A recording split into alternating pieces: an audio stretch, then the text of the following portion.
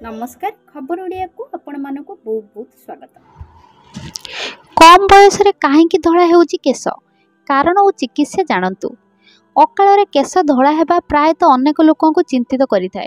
तथापि जेतेबेले 10 वर्षर कम बयसर पिलामानक मध्यरे धड़ा केश समस्या देखा जाए सेतेबेले चिंता आहुरी अधिक हो जाए। पिलांग मुंडरे किछि धड़ा केश मध्य पितामातांक पई चिंतार कारण हो जाए। किंतु एते कम बयसर केश काहे धड़ा हुए डॉक्टर यह विषय व्याख्या करिसेंती। परामर्शदाता शिशु रोग विशेषज्ञ एवं नवजात शिशु विशेषज्ञ डॉक्टर तांको इंस्टाग्राम अकाउंट रे एक वीडियो शेयर करिसेंती जेउथिरे से आलोचना करिसेंती जे एते कम बयस रे पिला मानकर केश काहेकि धड़ा हुए एवं एही समस्यार समाधान किपरि करिवे। डाक्तर कहिसेंती जे एपरि अनेक पितामाता तांको पाखकु आसिबा आरंभ करिसेंती जहाँक 8 ରୁ 9 वर्षर पिलामानकर पूर्वरु केवल किछि धड़ा केश थिला किंतु एबे संपूर्ण मुंड धड़ा केशरे आच्छादित हेबा आरंभ करिछि।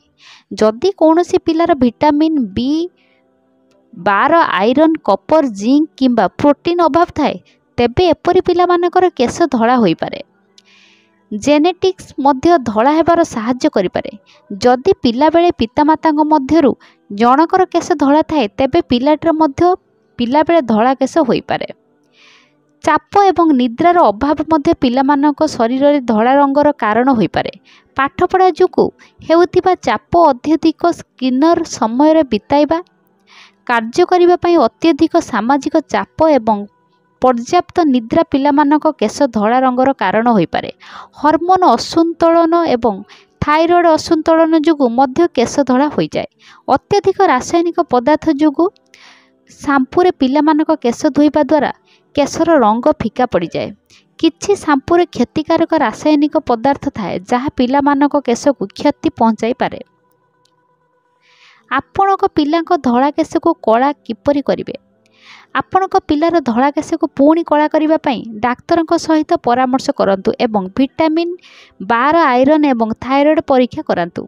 आपणक पिला को अँला खाइबा को दियंतु। आपणक पिला को प्रतिदिन अँला रस देई परिबे किंबा कंचा अँला खाइबा को देई परिबे। विटामिन सी रे भरपूर अँला कला केश को बजाय रखिबारे सहाय्य करे।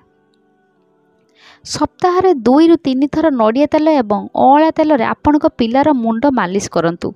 प्रतिदिन सकाळे पिला को पानी रे भिजा किसमिस खाइबा को दियंतु। सेहीपरि प्रतिदिन मेथी दाना एवं भृषंग पत्र सहित फुटा जाइथिबा पानी ठंडा करंतु। एही पानी को पिलांक धड़ा केशरे लगांतु। एमिति करिबा द्वारा केश कला होइथाए।